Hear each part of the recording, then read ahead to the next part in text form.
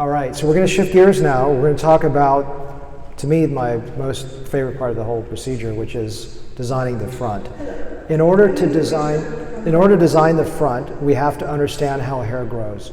And that seems like an obvious thing, but it took me years to begin to actually understand how the Norwood pattern works. We oftentimes see this in a textbook and we gloss over it. Yeah, Norwood. But I will tell you, when I start working with you on hairline design and things, you're going to create patterns that don't exist in nature.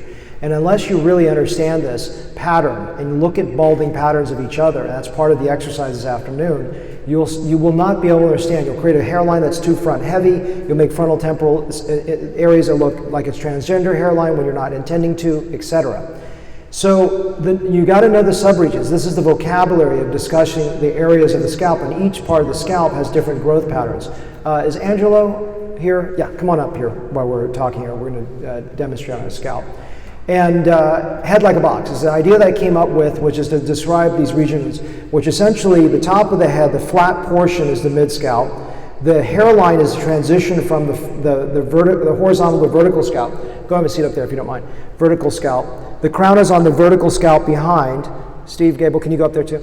And the lateral humps, which is that advanced balding, is on the vertical plane. And each of the transitions, the lateral creases, it transitions here, the hairline's a transition here, the vertex transition zone is a transition to the vertical scalp, which is the crown.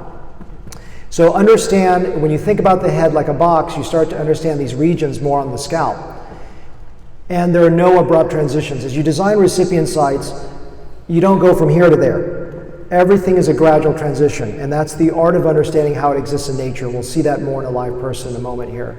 And even not only this side to side, but no abrupt transitions going back and forth. And study a non-balding scalp.